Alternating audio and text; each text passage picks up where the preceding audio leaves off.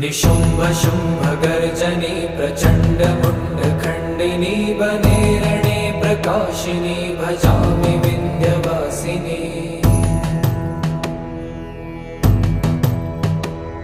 त्रिशूलमुण्डधारिणी धराविघातहारिणी गृहे गृहे निवासिनी भजामि विन्ध्यवासिनी।